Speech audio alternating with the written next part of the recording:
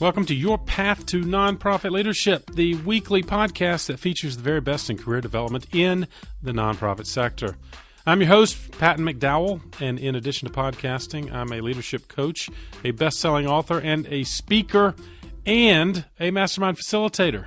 In fact, this episode is brought to you by PMA's Mastermind Leadership Program, which is accepting applications right now for our 2023 summer and fall cohorts.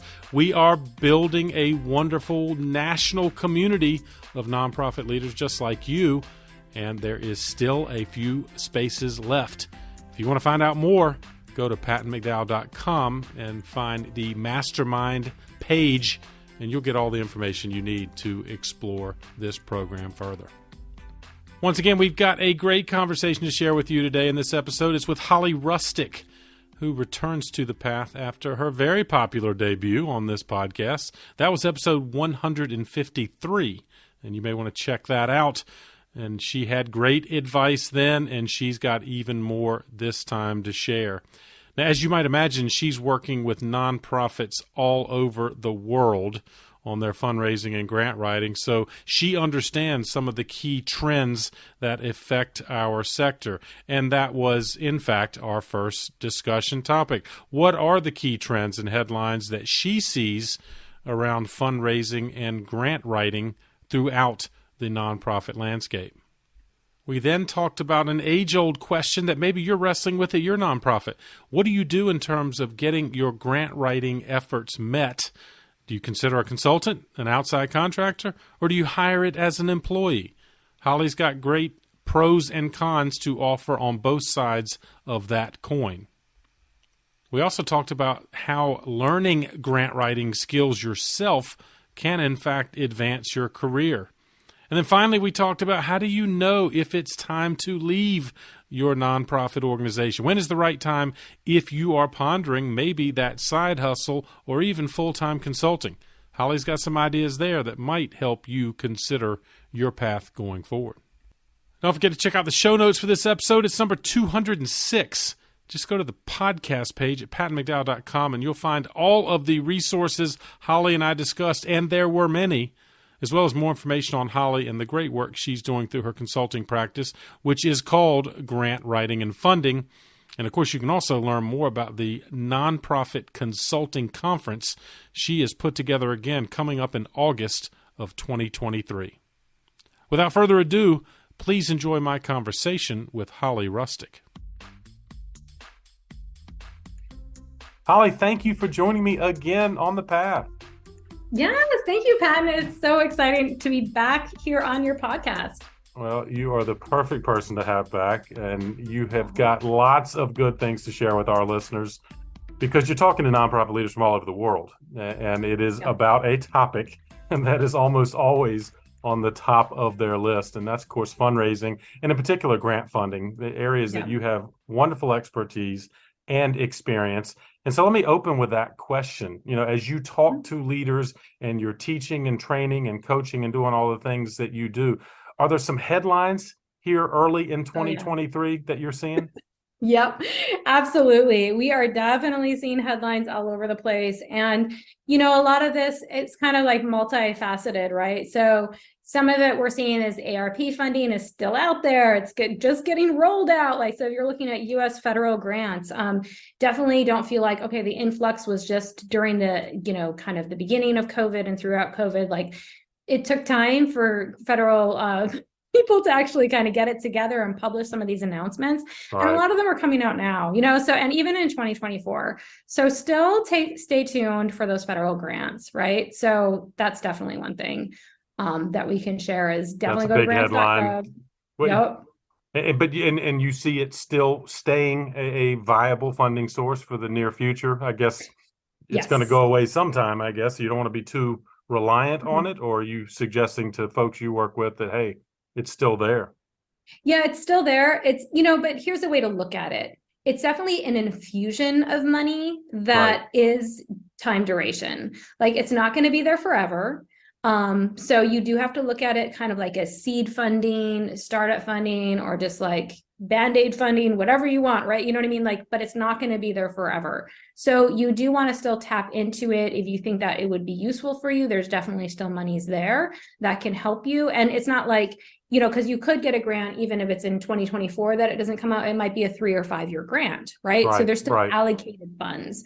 But do think of it as you think of every grant, y'all, like do think of it as it is. You have to think about, how can I sustain this project or whatever you're doing past the duration of the grant, right? Yeah, and I remember, yeah, absolutely. And sorry to interrupt you, but I remember last time you had such good advice that while you have expertise in this particular grant funding area, you always counsel your clients and organizational leaders to diversify their funding revenue streams. Is that kind of still the approach you're taking? Absolutely.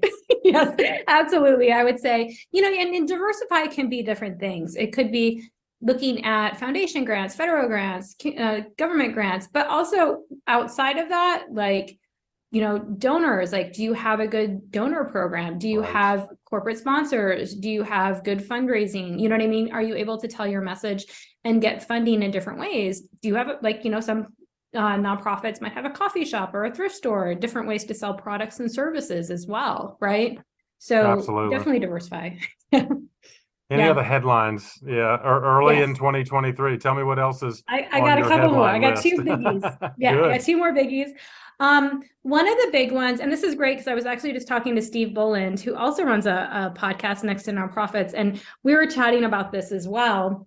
And we were talking about Mackenzie Scott, right? Yeah. So a lot of funding going out there. She's putting in $250 million, right, to actually fund different types, or basically $1 million per organization.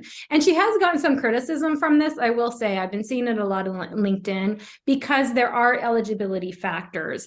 And that's kind of looking at it to say you have to have at least $1 million in annual operating budgets.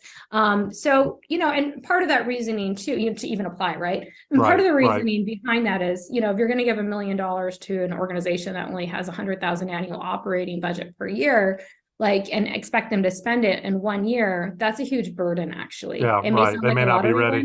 Right. Yeah. But there is some pushback to say, hey, what about us smaller organizations? But just to kind of talk about that, why that's kind of not just that the money is there and that she's directing some money into Lever for Change to do this program, this application process for 250 nonprofits. But what's interesting about it is she's kind of like, I don't really need all those generic program reports. This is for general ops, right? So a lot of you all, if you're getting grants, that if you get $1 million grant, they're going to want a lot of data tracking and and reports. Usually, and, you're right. Yeah. And a lot of it's not unrestricted. It's for a project. You know what I mean? Right. So this is new. And what's so great about this, and even if there is some criticism, there's a lot of good to it in my viewpoint, because she's spinning that, hey, nonprofits need funding. They need unrestricted funding. We need to look at their vision and their mission and support that. Right. Are you seeing other funders, you think, following suit, or is Mackenzie just kind of a unique funder and who's, of course, been wonderfully generous? Yeah, no, definitely. She's definitely generous, but I think where she's coming from is she's really, doing from her advisors or whatnot, or from her own self, also understanding the landscape and the demand for this. Right. So I think that it's almost like a culmination of that. So I've been hearing this for years. Boulet's always been a big proponent of this, more unrestricted funding, right, from Nonprofit AF. Yes, lot of people in the space, been talking about this for years. And I think with COVID, that was the first that actually made the momentum increase, because nonprofits just suddenly were like, I don't even have a program going on right now, but I still need to pay my rent and I still need to pay my staff. I need unrestricted funds. She's walking the talk, right? I mean, she's doing more than it's been discussed, but I haven't seen many funders that literally have put it into effect like she has, and that's encouraging. Yeah. So we're definitely seeing more of this. I've seen some other places where Just Fund has an opportunity where you can apply, you can put in a grant application, and basically what they'll do then is connect you with other funding sources.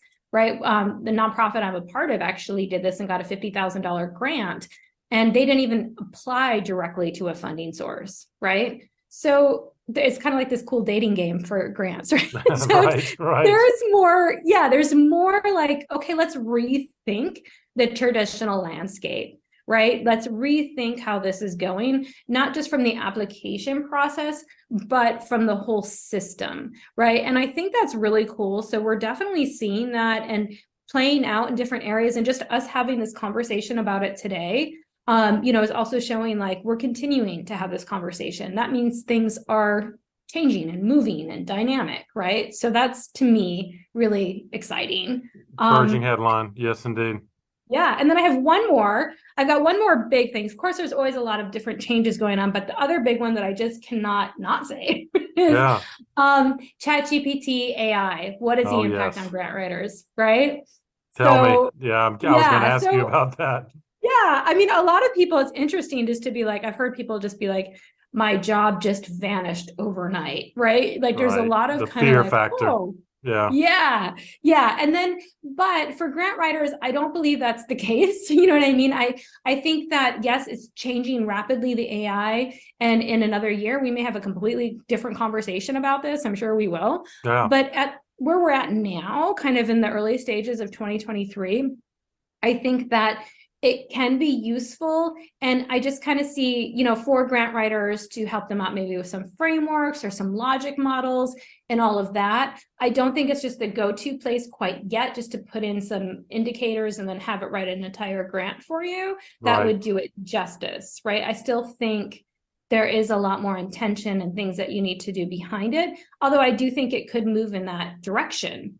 The only thing is then funding sources may get overwhelmed because of the amount of grants coming in. So they may rechange how they're asking questions, and that'll kind of spin everything on its head again, right? Good point. So yeah, that's just something for y'all to think about. Like, yeah, you could use it, but I will say a word of caution, especially at this point in time. I have seen like especially the research section. How amazing is that to help you get citations and sources, it's right? It's a tool, right? Yeah. Yeah, but I have seen it where it gives you a nice, beautiful bibliography, and then trying to go find those sources, I can't find them anywhere. So do have caution to what it's generating. It is it generates, but it doesn't think. Right? Yeah, right. So you need to double check it, right? Is that what you're saying? You've got to. Yeah. You got to double check it. I've heard of that, but at this point, you see it as a viable kind of research tool. Now, it's not going to take over your entire application, but it's a legitimate enhancement. Absolutely. I think, and maybe for smaller foundation grants, it could totally write a grant. But the thing is, you still need to check it, because it might not be getting your complete point across. It may just be kind of having niceties that are written, but it may not really convey the message that you're trying to convey. So do use it, but have some discretion with it, and do make sure that you're looking back on it if you're looking at it at this point in time, right? Great advice and very relevant headlines across the board. So thank you. A perfect start to this conversation to get our listeners warmed up to some of the issues. In fact, it leads to another topic, and I think, Holly, you and I may have talked about this before, but I'd love to get your latest thinking. Nonprofit leaders are, I think, a lot of times pondering how to staff the grant writing function. So in other words, do we hire a consultant, a contractor, versus just bringing it in-house, hiring an employee? What is your latest thinking on that question? Oh, I love this. I love this so much, because as we just mentioned, even if ChatGPT and AI is here to stay, you still need a grant writer. You still need to generate the thinking behind a grant, right? Behind a program.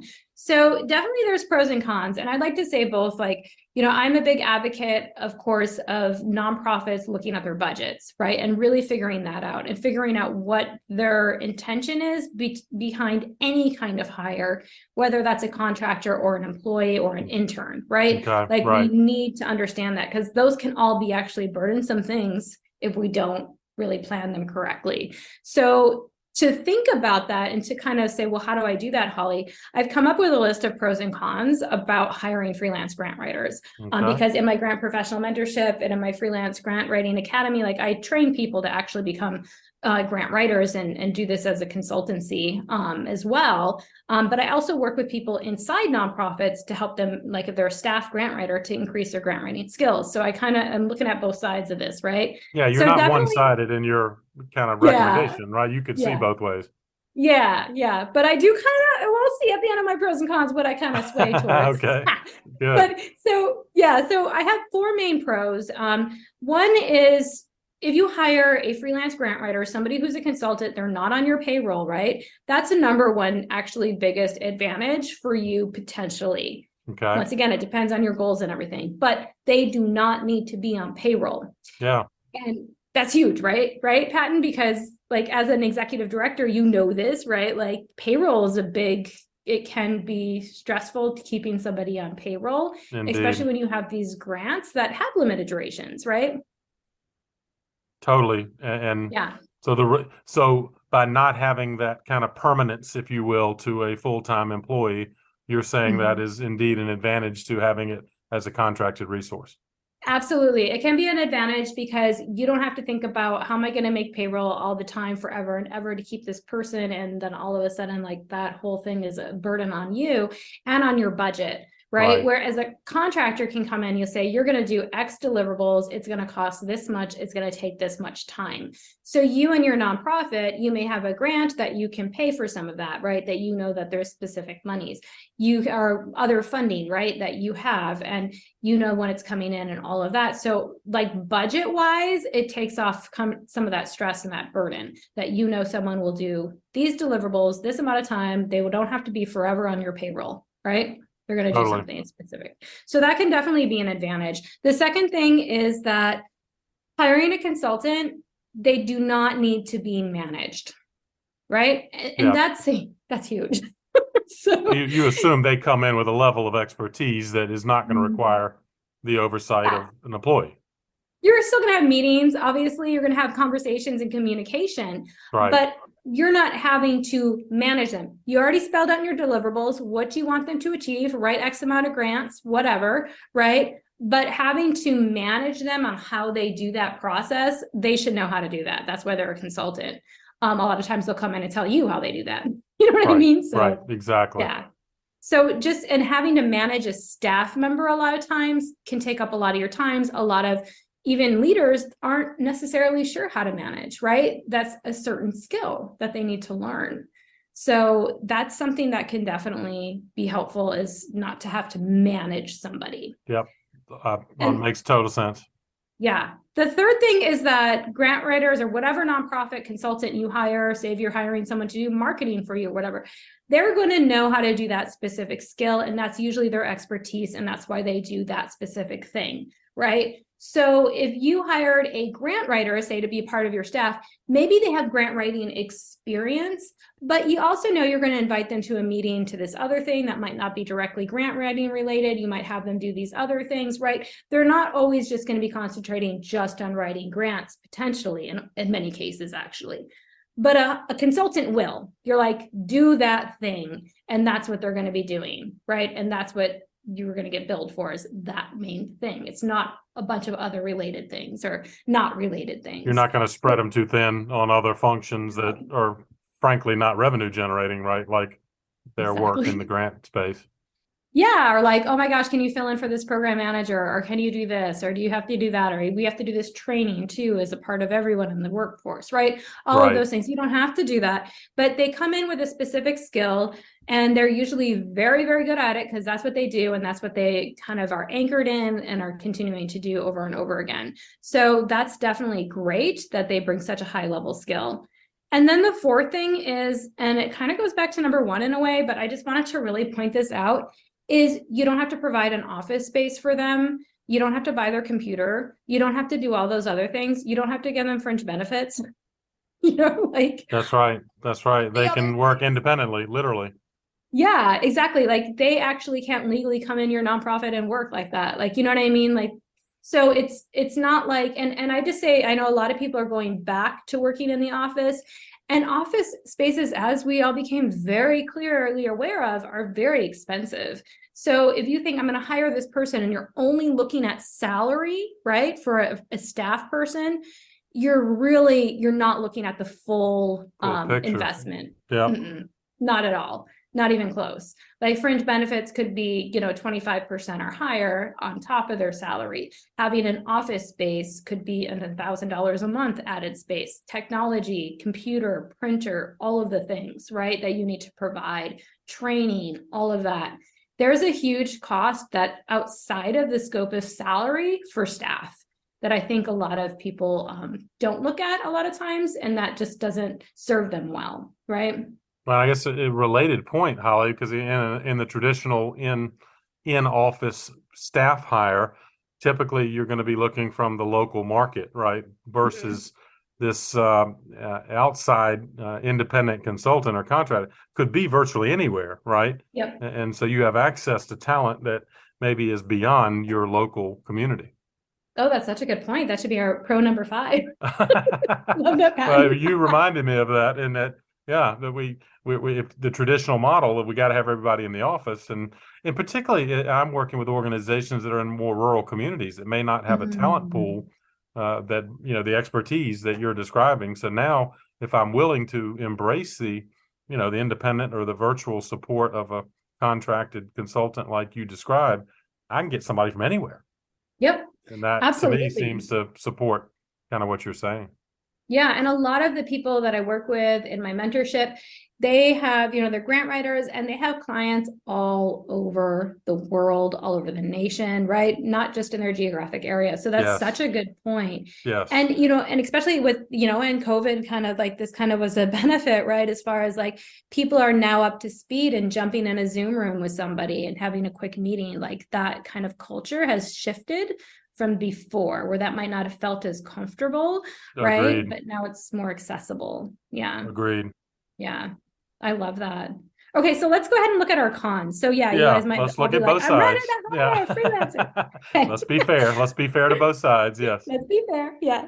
So number one, if you hire a freelancer, they're not internal, you're not building up internal capacity necessarily, right? Right. And what I mean by that is like they are still on the outside, they're not a part of your internal culture of your capacity, right? Building up that capacity, that culture of your nonprofit and all of that. They're still kind of on the outside. So there is some of that to say they are just around for a limited duration of time. You are kind of looking at them for advice and recommendation, but they're not really internal. Now, I will say that kind of with a grain of salt, because the other thing is that even if you hire a staff grant writer, there's a lot of people quitting, and there's, that turnover rate is big. That's true. Still. That's it's not true. Like they're going to stick around forever either, right? So, but I do want to say that there's still not a part, you can't demand that they follow your culture. Although I will say when you're looking at a consultant, look at their values. A lot of them have their values posted online just to make sure that they would mesh with what you're looking to grow culturally in your organization, right? Absolutely.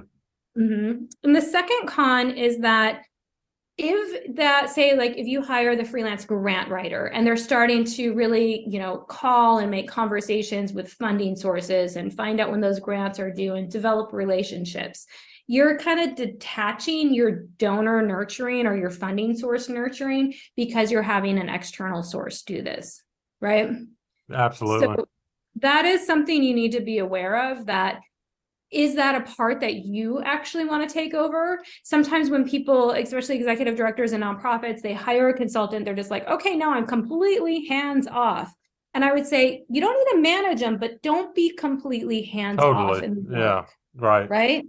So I would say, to make this more of a pro or not a con, do the funding source involve in those communications. If they're going to say, well, I want to start developing this relationship with this funding source, maybe you can say, how can I do that?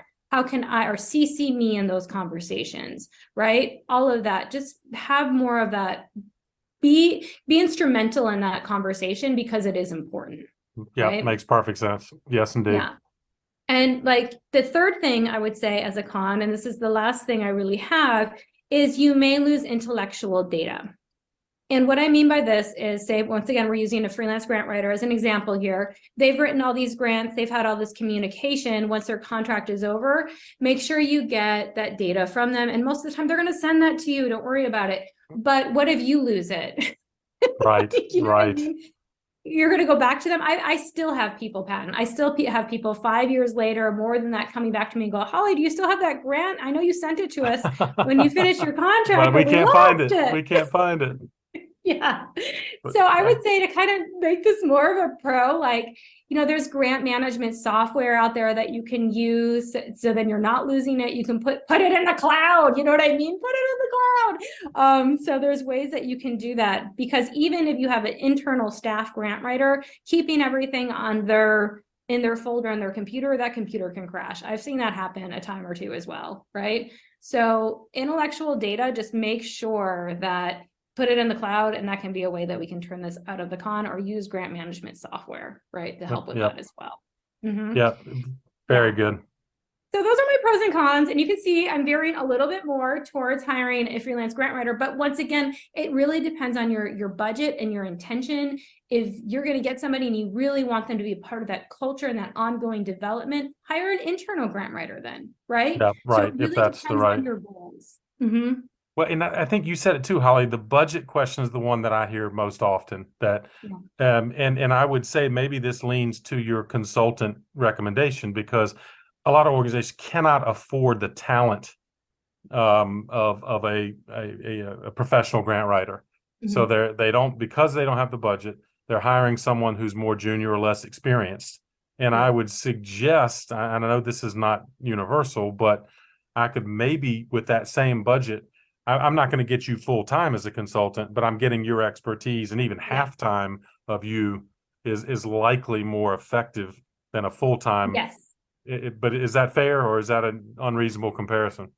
That's absolutely, you are correct. It's almost like if you have a bigger budget, then you have a staff grant writer. Yeah, right. The difference. Yeah, and that's kind of where I was going for it. So thank you for clarifying that, because it's like, if you have, like, you don't want to just hire an intern, or, I mean, you can, but you have to train them, then get them the grant writing courses that they need. That's going to take more time. You have to really look at this as a long game. But also, maybe you hire a freelance grant writer that has an expertise, and they're only doing 5 to 10 hours a month, and you don't have to pay for that office. You don't have to pay for those fringe benefits. You don't have to do all the training. You don't have to manage them.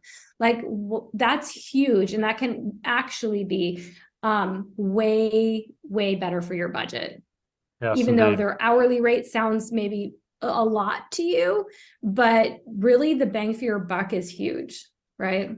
But I guess you could still have cost certainty. If I'm the nonprofit organization, I can still, I guess, work with my consultant and say, look, this is kind of the budget I have. I mean, is that typically how these contracts are set up? That kind of, there's a monthly rate or there's an annual rate, but I would still have some cost certainty for my budget, right? Yeah, you could say, how many grants can you write for this? You can take it to that. Some consultants can work with you on that. They can adjust their services so it can meet your budget. Not to say they're going to give you discounts, but maybe they'll write fewer grants then, right? Maybe they'll do a certain type of work for you. So those are conversations I would definitely say have, but don't expect them just to give you a huge discount and deliver all the same services. Yeah, right. That is, to be fair, exactly right. You have to pay for it, or you have to invest in the return on this investment. Indeed. But well, let's move to another conversation, Holly. You have brought particular coaching value to, and maybe some listeners right now thinking about, you know what, I love working in the nonprofit, but maybe I'd like to transition out of nonprofit work into a consulting role, a side hustle. Talk about that. What does that look like? What are some of the questions I think that someone might ask themselves if they're pondering that kind of move? Yeah, I love that so much. I love working with people who are transitioning. And a lot of people in my grant professional mentorship, in my freelance grant writer academy, like, that's what they're looking at doing, right? They may be retiring. So a lot of people that I see kind of at that tipping point, they're thinking about retiring, right, out of the nonprofit, but they still want to keep doing something on the side that has the same type of meaningful work. And some of them, maybe they're going to be a parent soon, or they have young kids and they need more flexibility in their schedule, right? They want to be at home more. Some of them, maybe, they just, and I'm just going to say it, they hit the glass ceiling, right, at the nonprofit that was kind of low, and they're like, I need to make more money, like, inflation's real, right? So there's definitely, like, people that go into either having it as a side hustle in addition to their full-time job, Or they transition full-time into this, right? As this is my consultancy and I can really serve more people, I can earn a decent living, and I can do meaningful work. So definitely, it's exciting to work with people who are in all of those categories, because it can be really, like, that's one of the reasons I started, right? Is because I could work inside of a nonprofit writing grants and, get them a lot of grants, make them a lot of money, see all their budget or their programs, manifest and all of that. Exciting. But it was one nonprofit, right? Where I can be a consultant, it's like I can work with dozens and dozens of nonprofits.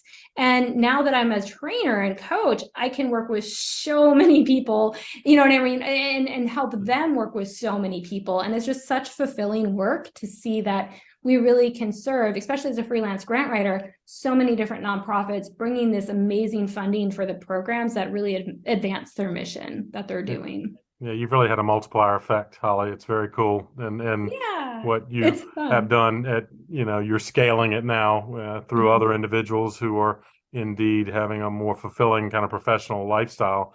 But let me ask a question about this. I mean, because I think some people may look at this as an all or nothing. I've got to quit my job and start this. But you're saying that I guess if my organization would allow it, and maybe walk me through that. I guess my organization, one, has to be confident that I'm not going to be doing competing fundraising or grant writing consulting work, or what does that model look like? How do I keep my day job and work at this on the side? Yeah, and I would say that model is probably the most popular, and it's the one I kind of promote. Okay, good. But yeah, I definitely am like, we can also do the net thing for people who just want to jump. Like sometimes, you get laid off, you quit. Have to. Like there are things that happen. But, a lot of people do kind of start because they write grants in their nonprofit, and then they're having so many people from outside saying, hey, I need your help too. So they almost start it kind of like as okay, I guess I'll do this. Right. It starts to be like a thing. They're like, oh, I like this. But to kind of get to your point, yeah, we do want to keep the discretion of the nonprofit that you're working at as far as their confidentiality and be, you can be very clear with them, like, hey, I'm also helping some other nonprofits, but maybe I won't submit for the same grants. You know what I mean? Like that sort of thing. If you want to build up boundaries, like in that, just, that can be something. But so many people are also finding clients that are outside of their direct work. So maybe my nonprofit that I'm working at, say if I'm a grant writer and it's serving people in recovery, right, with substance abuse. And then maybe somebody comes to me and they're like, hey, I have a program for conservation and I need help writing a grant. So a lot of times it's outside your direct different sector, right? Yeah. So because grant writing is grant writing, right? Like you can adapt it to different sectors, right? For the different grants, if you like to. Some people like staying in the same one, and that's awesome too. They can niche down like that. That's totally fine. And some people want to be a little more generalist and help other types of sectors, right? Because it makes it more exciting to learn about different things for some people. So that makes perfect sense. And I think that would make the conversation with your boss, even more viable. That like, hey, I'm either going to work in other sectors, so I'm not going to be in direct competition with, our grant funders, or I'm going to work out of our geography. Right. Maybe you could take your skills, outside of the community where there's still a lot of need. And as you have pointed out, this kind of work can be done virtually. And then, again, assuming my boss has to be assured that I'm not going to, take away from my work time for this organization. But it seems like that's viable. And Holly, I guess you've seen examples where that can work very well. Oh yeah, absolutely. We actually have a whole program inside the program. We have a module on that is how to find the specific types of services and ideal nonprofit client you want to work with. So we do go over how to build that quite well. And it is a lot of times if you are wanting to niche down in just a specific, say if all you want to work on is marine conservation work, right? The thing is you probably are going to have to go like wider geographically. Yes, right. To get more work, maybe, right? Yep, to get more work. So maybe it's marine conservation in the Outer Banks all the way up to, the Bay, you know what I mean, in California, like you could go into different areas. Yeah. Well, and what's great about your training is, again, I guess there are multiple paths someone could take because one, you could help someone with that side hustle if that's Mhm. something they want to enhance their professional career. But you're also helping people, I guess, by learning the grants process, being more skilled. It Yep. also would help me advance within my organization. Or have you seen examples like that? Yeah, absolutely. So in our grant writing master course, yeah, that's a perfect example is what we do is we also help people who are within organizations, and they can, once you learn more about writing grants, right? Especially they hired you as a junior staffer and kind of threw grant Yeah, writing on your lap. yeah, Like once you learn and you're starting and you have like this grant writing, we have a certificate, right? A certificate, you have the training, you understand the process because we give you an amazing framework that you can apply. Then all of a sudden you're going to start winning more grants, securing more grants, being more confident, writing more grants, all of that. Definitely a promotion. I mean, I've gotten jobs, Patton, where I've just walked in and because I know how to write grants, they're like, we want to hire you, you exactly know? right. So yeah, it's definitely a skill. And even if we're looking, if we're talking about federal or trends earlier, 2023 trends, one of the trends that we're seeing in the nonprofit space is actually fundraising. Anything to do with fundraising, like grant writing and technical skills, are very high on the demand list as far as those are the skills that people are looking for. Yeah, So it can help you definitely get promoted, even laterally, to another organization or whatnot, and move up the pipeline quicker. So I do love that about it. that makes perfect sense. And it Mhm. so it can enhance your skills, either on the ladder you're on now or help you evaluate new ladders to Yep. climb on your Mhm. professional leadership journey. So, well, in Yeah. fact, and I think Holly, you've told me that you're revamping or have revamped Yes. your grant professional mentorship program. Talk about that. What did you do, and what is it now differently maybe than it was before? Oh, it's so much fun. So it's an annual program, and we do so much as far as giving you all of the training and the curriculum. Like I was talking about how to identify your ideal nonprofit client. We talk about how to do value-based pricing, retainers, like a lot of the different things we were talking about, even how to communicate why it's a good idea to hire me, right? Those pros Right, and cons, right.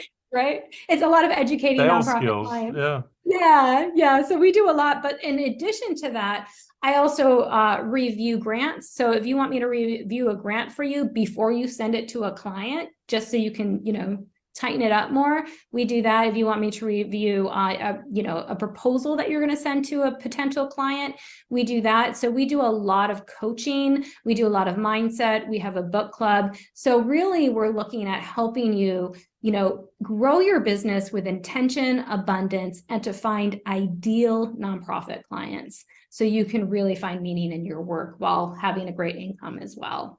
Yeah. So it's a great wraparound feedback system that we have with the curriculum, the coaching, and the review process. So yeah, it's wonderful. I love it.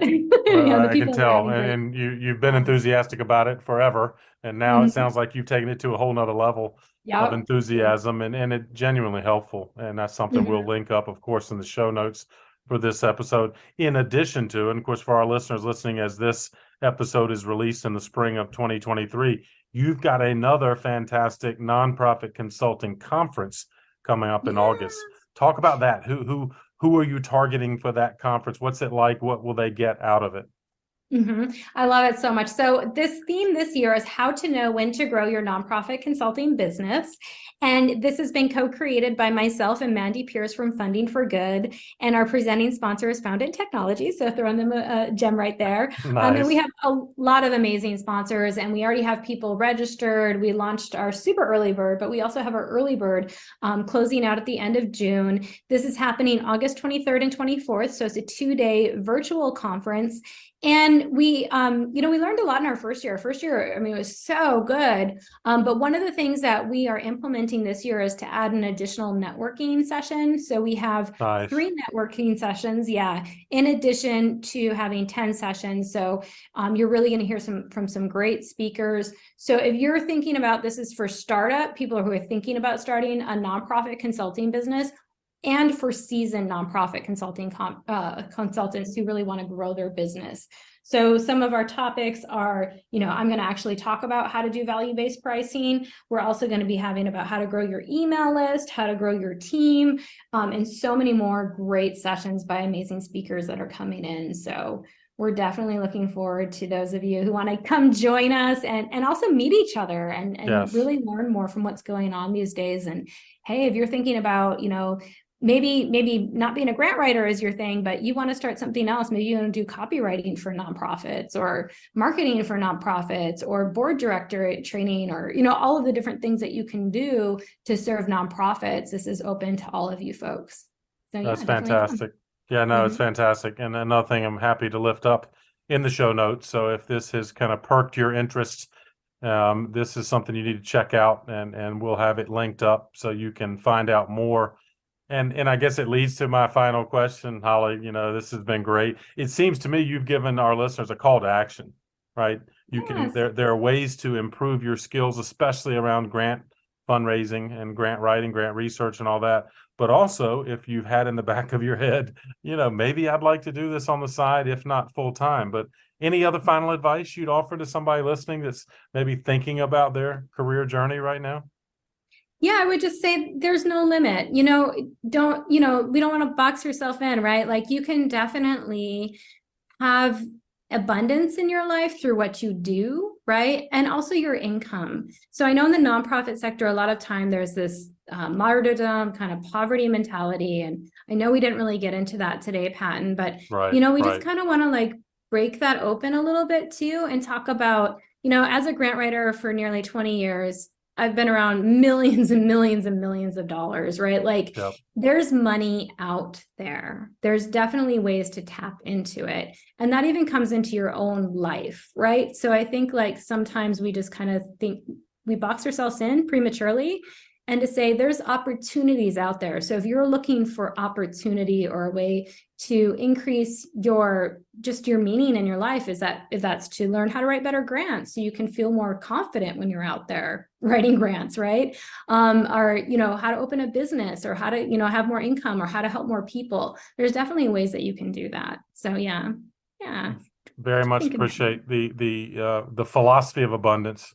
And you're right. I think many of our listeners probably do feel stuck, particularly as it comes to compensation. And you are suggesting there are other ways to look at this. And it doesn't mean you have to leave the sector entirely. In fact, you can enhance the sector with your skills. So Holly, thank you for giving us some new opportunities and new ideas on that front.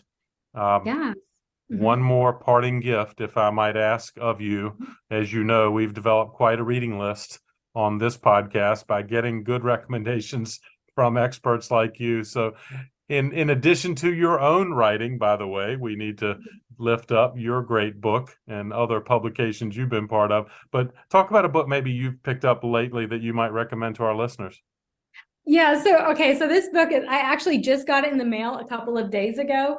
But I gotta love it because I've already kind of read some of it. And why that's so is this is Unicorns on Fire by Nonprofit AF, and that's by Voulet. So we actually mentioned him in the podcast today. Yeah, exactly. And if you guys follow Voulet, if you follow his blog, Nonprofit AF, like it is there's a lot of humor, there's a lot of seriousness, there's just a lot of I love him on Instagram even, but I love his blogs especially. And this is actually a book of the compilation of his blogs. So it's definitely, like I said, I read some of it before because I've read some of his blogs, but I love having it all in one place now. And I just think it's really cool to support the work that's being done out there. So yeah, that's Unicorns on Fire by Voulet, and that's Vule. Love that and love to add it to our list. And so thank you, Holly, for adding yet another resource to this conversation, to this episode. And I guess that leads right to the final question. Where can people find out more, Holly, about you and the great work you're doing? Yeah, so if you guys are tuning in via podcast, you can definitely easily jump over to the Grant Writing and Funding podcast. So we definitely have our weekly episodes out there. And if you're online, you can just definitely check out grantwritingandfunding.com. That's all one word. We have a free grant writing class as well. If you want to jump in there and spruce up your grant writing skills right away, we have that completely free. You can dive in. So we have a lot of other free resources on our website as well about how to really get started as a freelance grant writer and so much more. So yeah, definitely check us out at grantwritingandfunding.com and our podcast, Grant Writing and Funding. Fantastic. Holly, I will indeed lift all of those opportunities up for our folks to connect with you. And thank you again for joining me on the path. Yes, thank you so much, Patton. And I can't wait to have you back on our podcast as well. So thank you. Well, I hope you enjoyed this conversation with Holly as much as I did and came away with some practical ideas to guide your professional journey, whether it stays on the nonprofit track or maybe even contemplates consulting. Don't forget about the show notes that are available on our website, pattonmcdowell.com. This is episode number 206. You can find out all about Holly and the great work she does through her grant writing and funding practice. You can check out her podcast, which is very good, and her YouTube channel. And don't forget about the National Consulting Conference coming up in August of 2023, which will indeed be an annual affair. As always, please share this episode with someone else on the path. If you haven't already, you can subscribe. Just go to the podcast page at pattonmcdowell.com. You will see the follow button. If you click that, you won't miss out on any of these episodes. They come out every Thursday. And, of course, if you like this one, don't forget about Holly's previous appearance on the path. It was episode number 153. But you can also check out thumbnails from all of our library of episodes. And you can review some of our most popular episodes or search by topic or guest name. Thanks, as always, for the great work you're doing in the nonprofit sector, especially right now. And keep up the good work for causes that are most meaningful to you. I'll keep bringing you content that can help you do it even better. Have a great week. I'll see you next time on The Path.